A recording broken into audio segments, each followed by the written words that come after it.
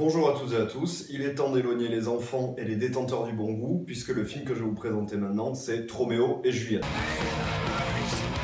C'est un film qu'on est assez content de vous présenter pour deux raisons. La première, c'est qu'on vous l'a proposé avec Super, qui est un film de James Gunn, et que Roméo et Juliette est la première apparition dans le monde du cinéma de James Gunn en tant que scénariste. Et la deuxième, c'est parce que c'est un film réalisé par la Troma, qui est une boîte qu'on avait envie vraiment de mettre en avant et de vous présenter.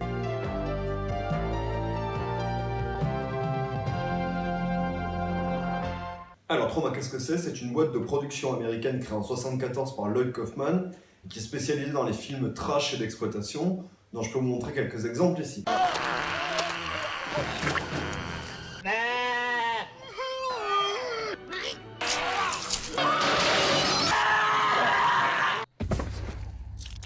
C'est une boîte spécialisée dans la production de films low cost, qui fait un peu penser à l'école Roger Corman et l'apparition des films de série B dans les années 50, mais qui ici va reprendre à peu près tous les codes du punk, du trash des années fin 70 jusqu'à aujourd'hui. C'est une boîte qui a fait des centaines et des centaines de films, dont certains ont accédé au rang de films cultes, comme par exemple Toxic Avenger ou le film de ce soir, Roméo et Juliette. C'est une boîte qui essaye de créer son propre univers avec des références internes à leur propre film. Troma fait des références à ses propres productions Troma. Vous le verrez dans le film, il y a une scène de bal masqué où on va retrouver des personnages de films Troma qui viennent d'avant à l'intérieur, où on aura des objets particuliers propres à l'univers de Troma. Par exemple, il y a certains films où la ville où ça se déroule, c'est Tromaville. Vous allez voir, il y a des boîtes de Tampax Troma, etc. Un peu comme Tarantino essaye de le faire avec sa propre marque de cigarettes. Il y a aussi sa propre marque de burger, je crois, Big Kahlua Burger. Vous verrez, c'est plein de références à cet univers dans l'univers.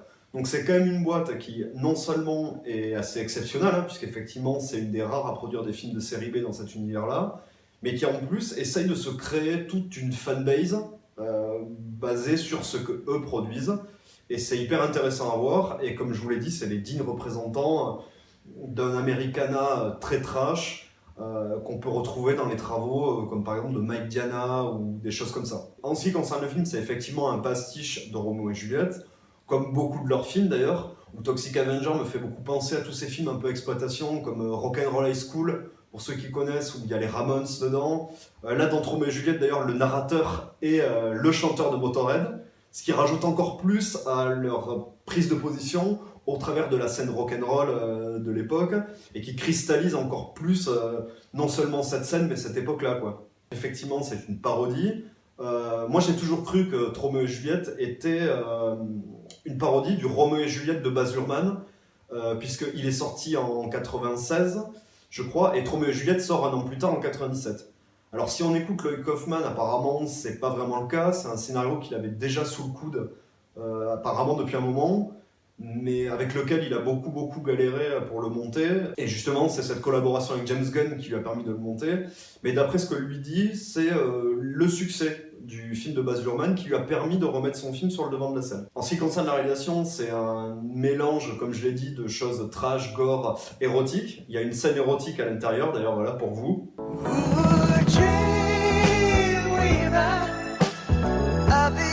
Toujours avec la volonté de faire des choses très borderline. Vous verrez aussi, il y a des bruits de cartoon, ça c'est hyper intéressant, ce qui rapproche encore plus Troma du monde de la BD ou des dessins animés américains de cette époque-là. C'est un film sur lequel moi j'ai trouvé aussi, en le regardant, qu'il y avait énormément de références à cette époque des films des années 90, très teen movie, du genre sex crime, sex intention.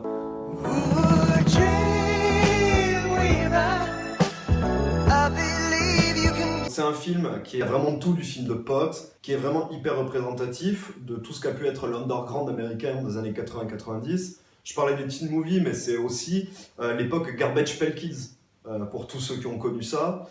Effectivement, c'est pas un film qui est exempt de défauts, je suis d'accord, mais d'un autre côté, voilà, c'est un représentant digne et historique des films de série B américains, de ce trash qu'on aime, et du premier pas de James Gunn dans le cinéma, qu'on retrouvera beaucoup dans les films suivants, qu'il a fait avant Les Gardiens de la Galaxie. Je vous conseille Horribilis, qui est vraiment complètement fou, et où vous verrez qu'il y a ces similitudes-là, avec des films de briques et de broc faits pour l'exploitation.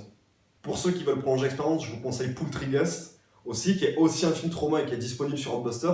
Là, qui est absolument dinguissime, encore plus, où on a le général KFC, le colonel KFC, qui est un des personnages du film, où vraiment, moi j'ai eu l'impression en regardant que c'était un espèce d'épisode de South Park en live, avec des effets spéciaux vraiment à l'ancienne, dégueux. Voilà, donc ça aussi c'est génial. Et voilà, pour toutes ces raisons-là, et même si effectivement ça s'adresse à nos plus bas instincts, je vous souhaite un bon film quand même et une bonne découverte à ceux qui découvrent Trauma. Merci et à plus tard.